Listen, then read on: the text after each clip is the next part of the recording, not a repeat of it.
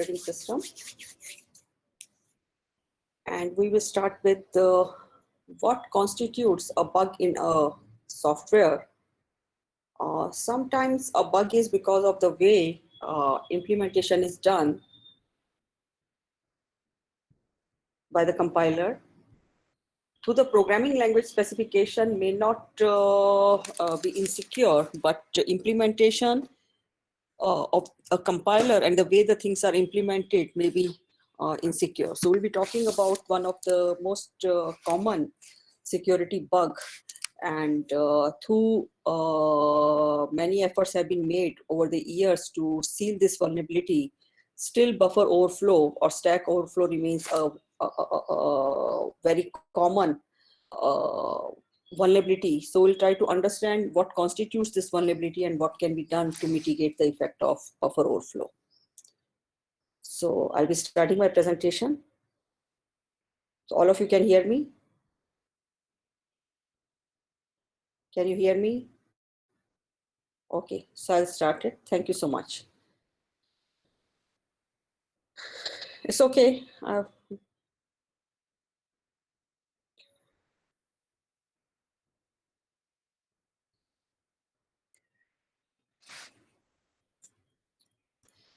So one thing that we need to understand is that the security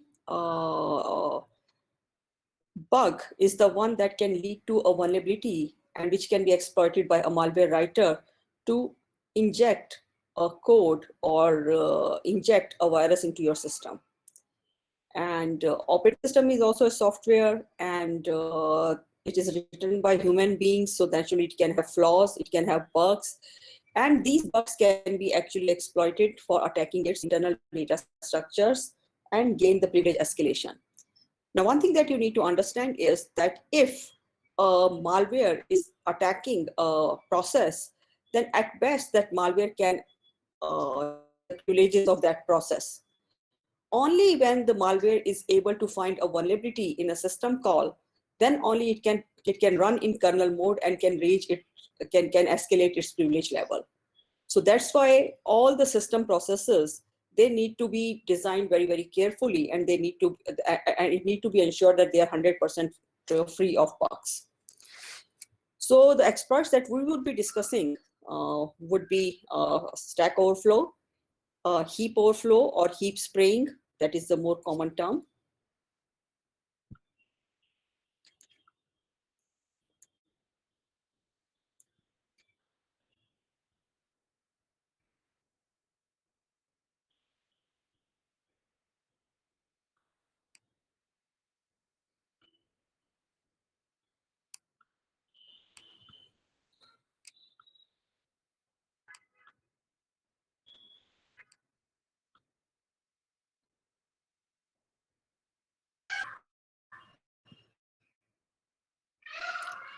Integer overflow, string format attacks, return to libc, and return-oriented programming, or ROP.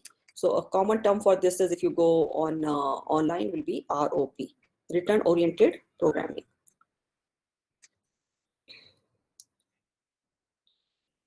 So basically, when you are implementing an array in your program, so this array will be actually allocated memory allocations adjacent to each other. And this is known as buffer. And this buffer can either be on stack or heap. And the way the stack and heap are organized, then this buffer can become the target for attack. And that's why this is known as buffer overflow. What we mean by overflow, so if your buffer is consisting of, let's say, 40 bytes, and you are trying to write data which is beyond 40 bytes, it means you are corrupting something other than buffer, and this could actually result in attack. So basically, the attacker would like to change an address, because if this address corresponds to a memory location, then okay, sorry, I shouldn't say it like this. The main goal of the attacker would be to change the control flow. So changing the control flow could mean changing the address of the labels or address of the target instruction. So for example, if your program has a call instruction, or if your program has a jump instruction, then these call and jump instructions are followed by certain address. If this address is changed, it means the control has gone to some other memory location. And if this memory location contains the malware code, then while the program was running, ultimately the malware code has executed. So that's what the malware writers are trying to do. They are somehow trying to divert the control flow to their target code. And buffer overflow or stack overflow is one of the technique to achieve that. So the problem here is the data that is coming as an input, because buffer overflow can occur only when the data is being given by some external entity.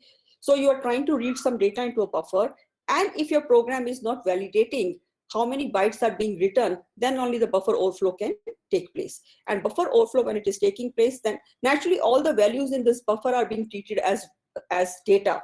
So naturally changing these values would not have any impact on the control flow. So only thing when address of a instruction, or which could be because of the jump instruction, because of the return address in when a program returns from a function, or whether it's a call, calling a function. So calling a function, returning from a function, or jump, all these will contain a target, which is an address of an instruction. So if this address of the instruction is modified while buffer overflow takes place, then the control flow will change. So the aim of the malware writer is to change the control flow, and the aim of the OS designers is to ensure that this control flow is not changed. So control flow should go as intended. So overflowing can lead to memory corruption or corruption of the data.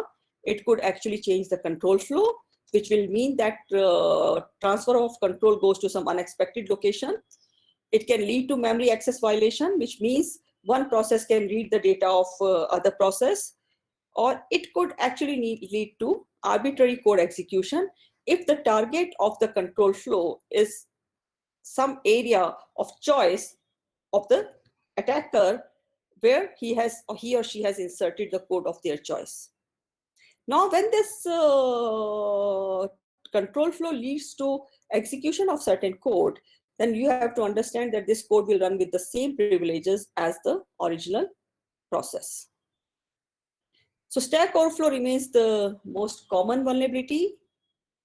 In this vulnerability, the buffer on the stack is used for the overflow. Now, we all know that stack is used for implementation of the function, and function 1 is calling function 2 is calling function 3. So now when the function 3 is returning back, it will return back to F2, and when F2 returns back, it will come back to F1. So functions are executed in last in first out order. So the stack is suited for implementation of these function calls. The problem is that in a program, we do not know what could be the sequence of the call and how nested the call could be. So function 1 may call function 2 may call function 3 may call function 4, and so on and so forth. So we do not know what would be the nesting for a given program. A compiler cannot assess it at the static time. So while the function F6 is running, all the data corresponding to F1, F2, F3, F4, F5, they have to be preserved somewhere. So the best way to do it is by using stack. Sorry. We also discussed in an earlier class, but I will again repeat it in this class. So whenever a function is called, an activation record or activation frame is pushed onto the stack. What does this activation frame consist of? It consists of parameter to be passed to the called function.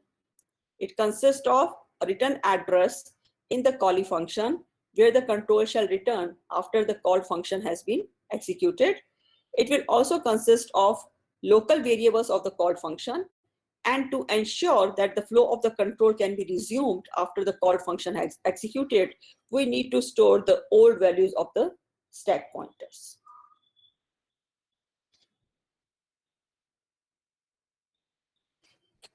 So generally, if you look at the memory allocation, the the stack grows from higher address to lower address. So stack grows from higher address to lower address. But if you look at a buffer, an array, in an array, A2, let's say an array is called A, then A2, that is the value at the index 2. So A2 will be stored at a memory location, which is having higher address than A1. So if you look at an array, so address of buffer at index k plus 1 is greater than address of buffer k. So buffer is stored from low memory to high memory, whereas stack is stored from higher memory to low memory. So stack is going from higher address to lower address, and buffer is going from low address to high address. That is generally the convention in most of the systems.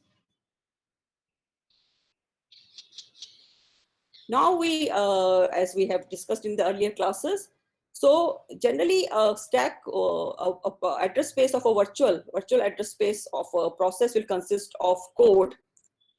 Then it will consist of heap and stack, some memory reserved for stack and heap, and generally stack and heap will be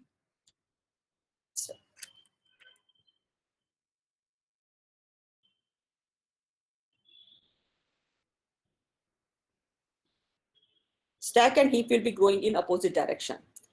And initially, the stack will be consisting of the command line and the environment arguments, which are passed by operating system to on the stack. So this is the stack. Stack is growing in this direction, and this is heap.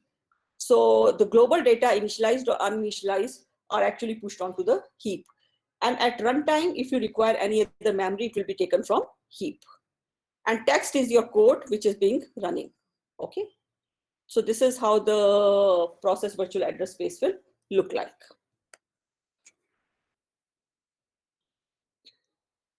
So as I said, stack and heap are going in opposite direction. And generally, if you look at a program is consisting of only the machine code and the global data. But to facilitate the execution of the code, we need to have stack and heap. Heap will allow us to dynamically allocate the memory at runtime by using malloc or calloc call. And stack will allow us to execute the functions. It will allow us to implement the function calls. And then this is some other data structure which the operating system may use. So we have already said that stack and heap are going in the opposite direction. Now, why do we need activation frame? So first of all, we need to answer these questions. What happens when we call a function? So when we are calling a function, naturally the local data of that function and the parameters to that function need to be stored somewhere. We need some memory memory locations where they can be stored. And when we return from the function, we need to ensure that the control goes back to the instruction next to the call function. So in the calling function, the instruction which just came, which was just after the call to the function, should be executed. So we need to ensure that we start from the same place in the same environment. So this instruction should be executed in the same environment as when the function was called. So let's say function A was calling function B. So when we return from the function B, then environment should be restored in such a manner that function A should resume from where it left off. So all the local data of the function A should still remain intact, remain untouched when the call returns. So when we create a new activation frame, the calling function will push arguments onto the stack. So these are the arguments to the called function. So function A is calling function.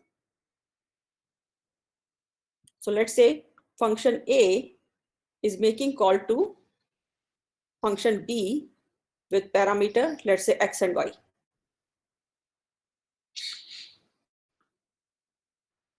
So on your stack, which is growing from this memory location to this memory location, first of all, we need to push Y. and then we need to push X. So arguments will be pushed onto the stack in the reverse order. Then it will push the address of the instruction to which the control should resume.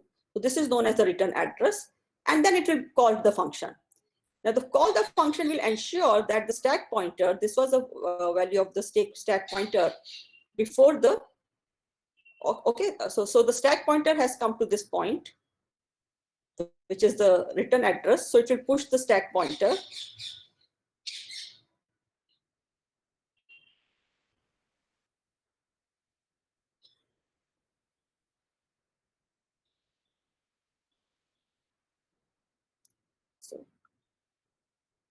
So it will push frame pointer to this point.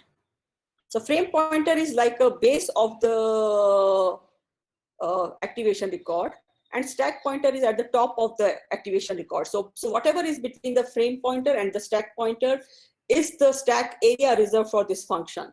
So it will push the old value of the frame pointer. This is the old value of the frame pointer. This is where the stack pointer was before this function was to be executed.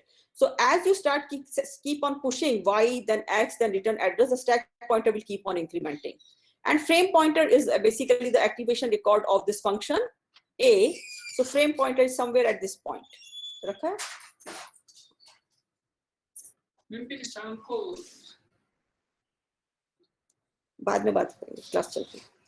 So first of all, Y is pushed, then X is pushed, then return address is pushed. So stack pointer is already at this point. So this frame pointer is pushed back so that when the control resumes, you bring it back to the same environment as function A. So this frame pointer is corresponding to function A, and ultimately then you push your local data, which would be local parameter, and this is where now the stack pointer will come.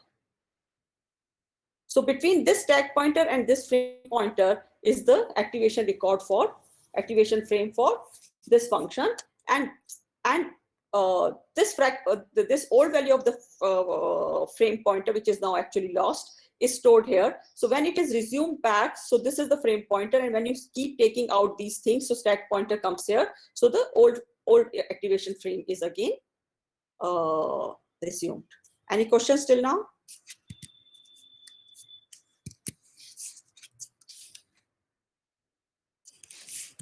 Any questions?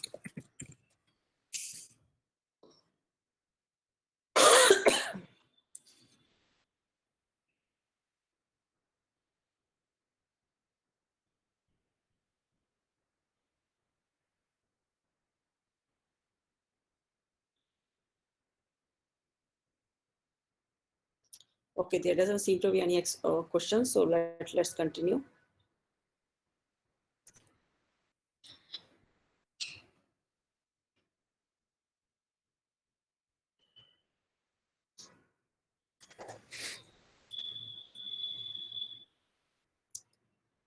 So this is the previous stack frame of the function 1, then function arguments to function 2.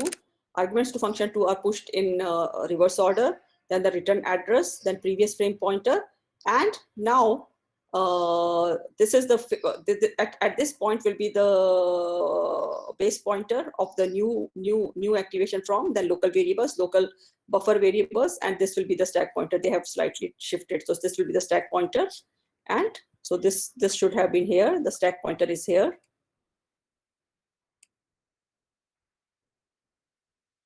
This is stack pointer, and this is where the base pointer is.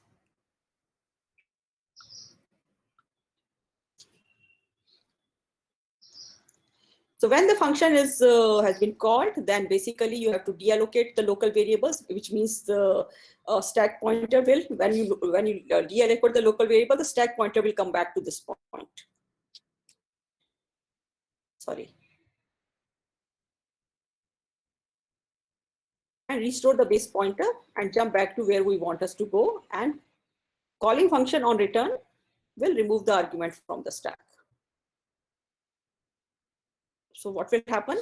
So this, when you deallocate, when the function call returns, for F2 will remove the local buffer variables, local variables. So stack pointer is at this point. So it will remove local buffer variables. So after the function call has been completed, so stack pointer will go from here to here because local buffer variable have been removed from deallocated. Then stack pointer is coming here, and then this base pointer is resumed. So frame pointer gets this value. So frame pointer gets back to the original value, and stack pointer is at this point. And it will read the return address. So program control counter will be assigned this value, and then ultimately stack pointer will come back to this point. At this point, the control has gone back to the function one. So function one will now remove these arguments. So stack pointer will come back to this point. So now the frame, activation frame is corresponding to calling function, that is F1. So at call of a function, the calling function will push the arguments in the reverse order, parameters in the reverse order. Then it will push the return address. Then it will call the function. So when the now the function which has been called will store the value of the old value of the base pointer, push the local variables, and then change the and then will start functioning. When this function returns, it will remove its local variables, so the stack pointer will be changed again, and then it will read the value of the old base pointer, resume the value of the base pointer, read the value of the return address, transfer the control to that, and now we are back in the function which actually called this function, and here the parameters will be removed, and stack pointer and base pointer are now at the correct position of the calling function. So this is again the same thing. Now let's try to see how the buffer overflow is taking place, what we mean by buffer overflow. So let's say this is a function main, which is making call to function main, which is making call to a function called func, and it is passing 3 parameters A, B, C. So now when the function is being called, then these parameters are being passed into reverse direction, C, B, A. Then the return address, which is this address of the next, and then the value of the previous frame pointer. And now it will push the local variables. Now the control has come to function func. So it will now push local one, and then it will reserve the memory for location 2, which is an array. So array will be stored in the reverse direction because the index of 99 should be greater than 98. So we know that this memory is from high memory to low memory. So this will be 99th location, and this will be 0th location. So actually buffer is growing from this direction to this direction. Is that right? Now let's see what happens. Now, as long as we are trying to access some index within the location, there is no overflow. So now here in this function, it is trying to read value from the user. So user is giving some input, and user has given only 3 integers. So there is no overflow. But what happens if user input exceeds the capacity? So let's say instead of 100 integers, user gives 101 integers, and somehow your function is not checking whether the limit has exceeded. How can it happen? It can happen, for example, in most of my assignments, I will ask you to read data from a file, and I will say that the last element of the sequence would be -1. So if -1 comes, it means the number of the sequence has terminated. So now naturally, if I supply you 101 integers and then write -1, so your program will read 101 integers if you're not checking for the bounds on the input that there should be only 100 items. If your program, if your while loop is just reading from the file until it encounters -1, it can read more than 100 integers, and this could basically result in overflow. So this particular place, I have written only one extra integer. So this extra integer has actually overwritten the value of this integer location. So it can have undesirable consequences because we do not know if this integer or location one was integer sorry, if this value was read before and if the buffer is read afterwards, so this buffer reading the buffer has actually corrupted this value, which can have consequences on the program flow. But what if the buffer flow goes beyond that and ultimately overwrites the return address? If the return address has been corrupted, it means now when you return back from this function, you are not going back to this instruction, you're going back to some address which is now occupying this memory location. And this is arbitrary code injection. So whatever is stored at this address now, we do not know, whatever is stored at this address now will be executed by the CPU.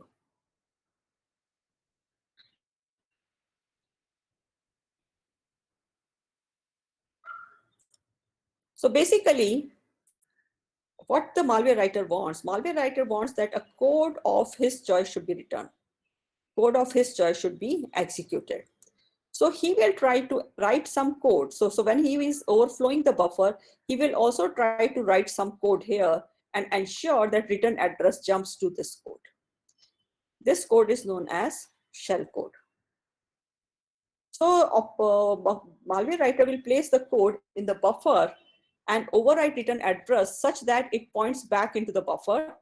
So code is supplied as user input. So the malware writer controls what kind of code can be written there.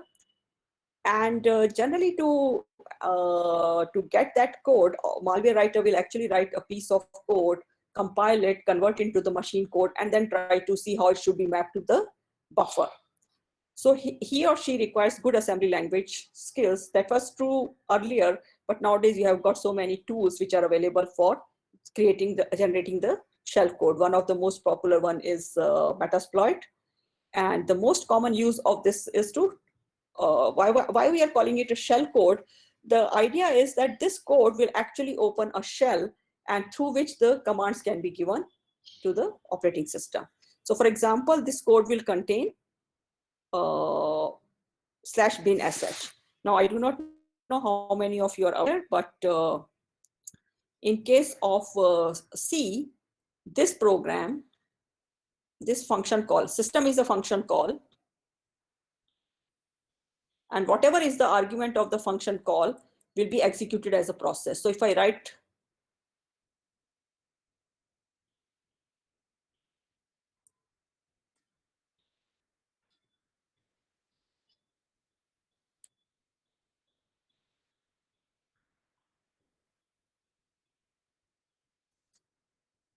it will execute a shell. Now, if you have done your assignments correctly, if you have executed the code which has been supplied by Ramsey, so in process, under process, you will find that there is one particular particular code which has been written by him, in which process forks and creates this shell. So basically, shell code is a code which will contain a system call and try to open a shell. So if this shell has the same privileges, if this shell will have the same privileges as the user, so naturally now the malware writer has got control of the shell, and then he or she can corrupt, delete some files, format the disk, whatever privileges are available to that user can be carried out by that. And nowadays systems also provide remote shell, so this shell can be actually available to the attacker remotely, and from there he or she can cause the damage. Now, if the vulnerability was in a system call, then opening the shell is basically acquiring the same privileges as the root. So that kind of malware would be known as rootkit.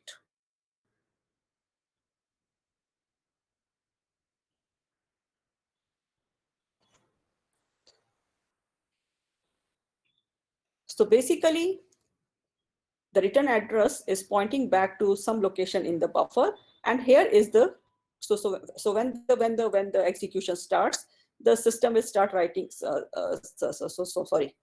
The control will come here when the function call is over. So whatever is stored at this particular memory location will be treated as an instruction and will be executed.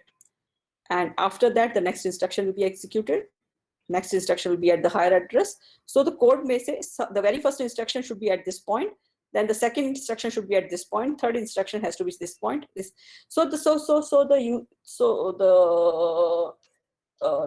has to be born in the mind of the person who is trying to write this code, that the buffer has to be crafted in such a way that this jump instruction should jump to the appropriate location in the buffer, and that location should be the first instruction of the arbitrary code that the malware writer wants to execute. Then the next instruction should be after this, next instruction should be after this, and so forth.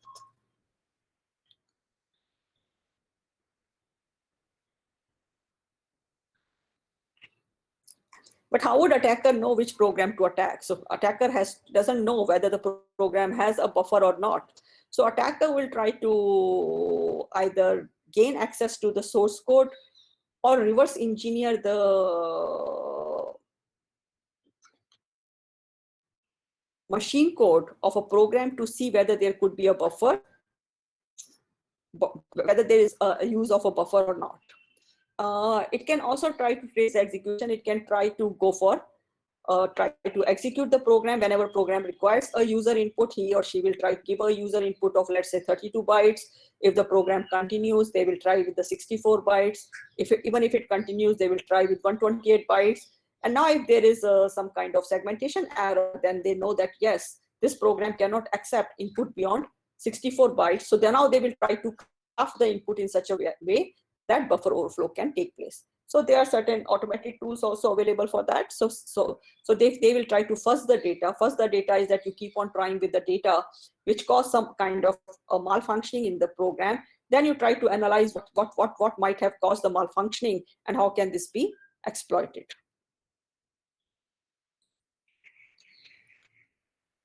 So to take the shell code, the programmer would, the malware writer would like something like this, and then we'll convert it into the assembly language code. Then from this code, it will remove activation frame, absolute addresses, etc. It will make the changes. So it has to just look at the instruction which will actually execute this.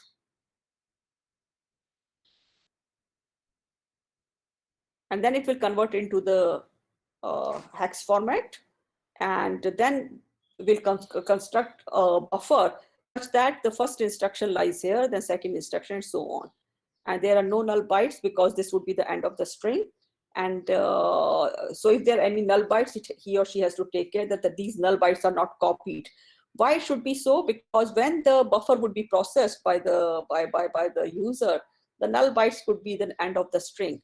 So string, generally the input is coming as a string. As far as so you are trying to read the input using scanf. Scanf is treating the input as a string, and then it is converting it into the integer or floating point as per the format you have specified in the scanf. And scanf will terminate whenever it encounters a null byte. So if the hex code contains a null byte, then scanf will stop scanning from this point, and the problem would be that the code might not be completely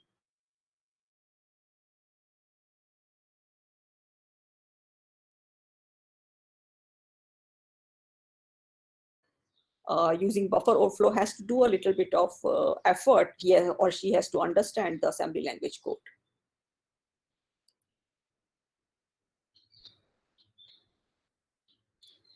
So as I said that how would the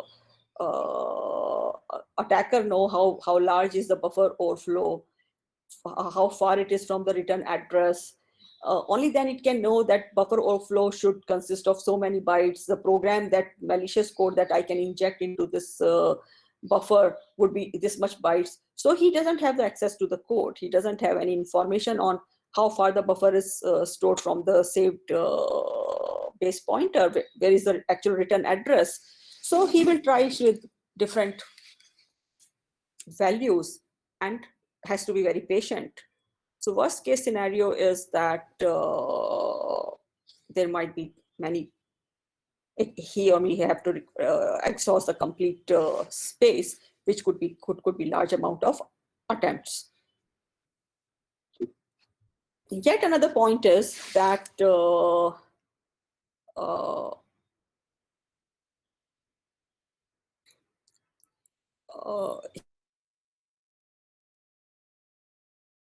count how far the buffer flow is from the return address. Somehow the return address has to be corrupted. And when the jump takes place, then it can come to any NOP instruction. And ultimately, going through the NOP instruction, it can come to the real program. So return address may not jump back to this particular place. Return address may jump to something beyond this, which is consisting of NOP instruction. So once this NOP instruction will do nothing, so first NOP instruction is executed, then the second is executed, then third is executed, then the fourth is executed. Ultimately, control will come to this point. So this is known as what is NOP sledge. So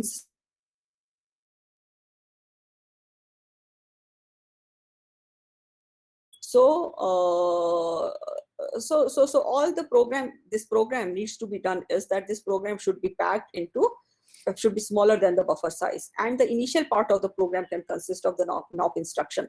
NOP instruction is 1 byte instruction. So even if there is some byte offset, it will not affect the scenario. But in this particular case, if there is a byte offset, so let's say this is the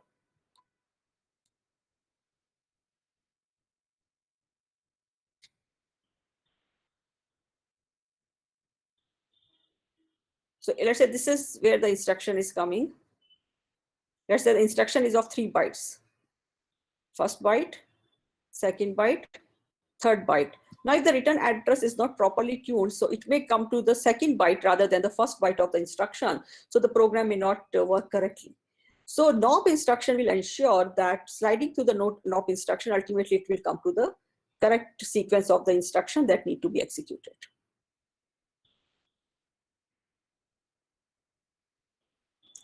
Also, it wouldn't know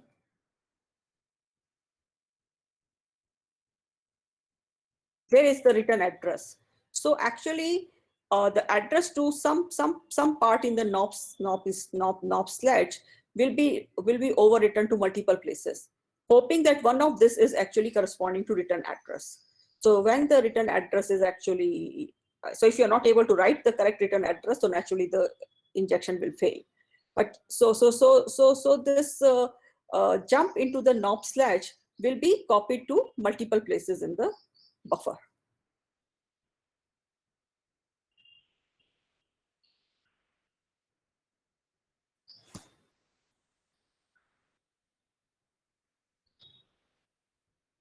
So ultimately, now we need to know that how do we ensure that this kind of attack does not take place. So some of the measures can be done at compile time, and some of the measures can be done at runtime. So compile time measures will try to ensure that the program does not go out of its control flow. Program remains within its control flow. And runtime measures will try to handle attacks on existing programs because they have already been compiled. So compiler based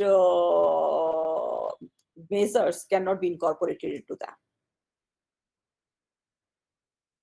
So compile time measures are that there should be the programming language itself should ensure that there is a strong typing. So it is not that you can copy a floating point number into an integer. So if you are trying to assign a floating point number to an integer, this is also going to result into some kind of overflow and can corrupt other memory locations.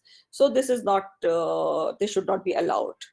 So strong typing conventions are followed, and compiler will not allow this kind of assignments where one type of variable is assigned to another type of variable. Compiler can enforce range check. So whenever there is an array which is being accessed is within the valid limits. And if it is not, then it will result in the segmentation fault. Compiler can ensure that it can insert something between return address and the local variables. So if there is an overwrite, if there's an attempt to overwrite the return address, this value will also be modified. So at the return, when you return from a function, this value will be checked. And if this value fails the integrity check, it means the attempt has been made to intentionally or unintentionally buffer overflow attack has been buffer has been overflown. And if this happens, then again the program execution can be terminated. Compiler can also ensure that there is a shadow stack. So before you return from the call, the actual stack is compared with the shadow stack, especially the return address part. And if there is no change, then this will be allowed to continue. Now, runtime countermeasures have to be done by the operating system. So most of the operating system nowadays do not allow any instruction on the stack to be executed. So basically, buffer overflow attack was successful because the attacker was returning back to a code on the stack itself. Stack is actually used for storing the data. So whether it is the data corresponding to the local data, parameter data, or return addresses. So it is actually meant for storing data. So it should not be used for executing any instruction. The key data structure, stack, heap, or global data will be assigned random locations on the stack on the address virtual address space for each process, and this mapping will not be known to the this mapping will not be known. Right now, if you know that this is where the stack would be, this is where the heap would be, the attack can be carried out. But if they are given different addresses or maybe different locations within the virtual address space, then this attack phase. This is known as address space layout randomization. Then between critical regions of the memory, guard pages can be inserted. So between stack frames and buffer heap buffers, etc.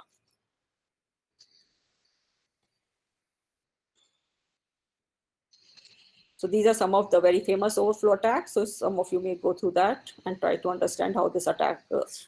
Morris is actually the first one, and basically this was actually a code written by a researcher to use the resources of some other university, but ultimately it actually resulted in a worm. CodeRed, SQL Spell. In fact, there are many Stack Overflow attacks. I have just listed listed three only.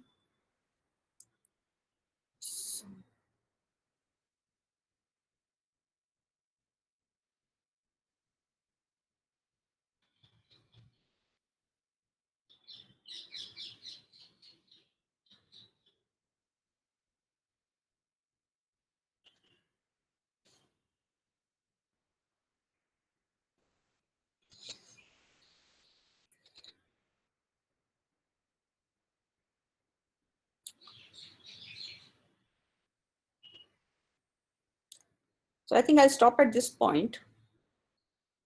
And I'll ask you to read about countermeasures to Stack Overflow or buffer overflow, and then we will resume this lecture again. So today the assignment would be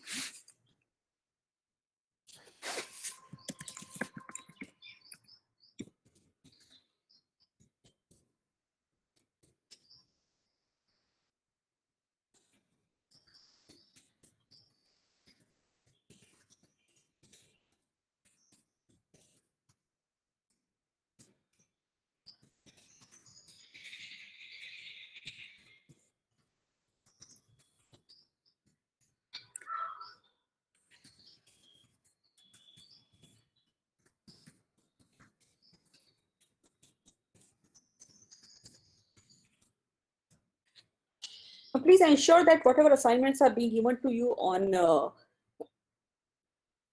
theory, OS, and lab, you should continue with that. It is your responsibility to ensure that you are submitting all the classworks.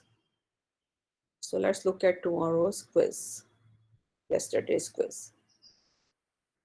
So those who think that they will submit the quiz but will not come to the class should should know that I periodically take snapshot of who are present on my screen. Okay, so I will not actually check assignments beyond that. So yesterday when I took the screenshot, there were only 23 students. So only for those 23 students, the quiz will be given, quiz will be evaluated. All other who were absent and who did not attempt the quiz will be given 0 marks. And all those who were absent but attempted the quiz will be given negative marks. So if you don't want to come to my class, it is okay. But you try to cheat me, that is not okay. Dishonest behavior is one thing which I condone most.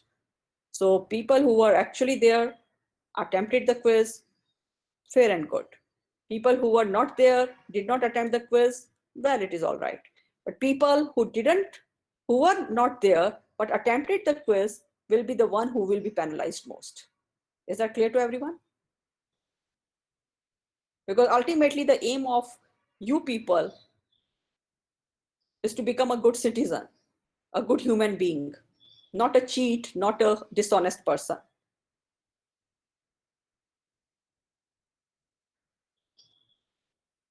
Okay, so we'll stop at this point. And I'm actually writing it as a assignment on the classroom. Otherwise, you people don't do anything. Anyhow, so we'll meet again on Friday. Any questions till now? Any questions, Devanshi?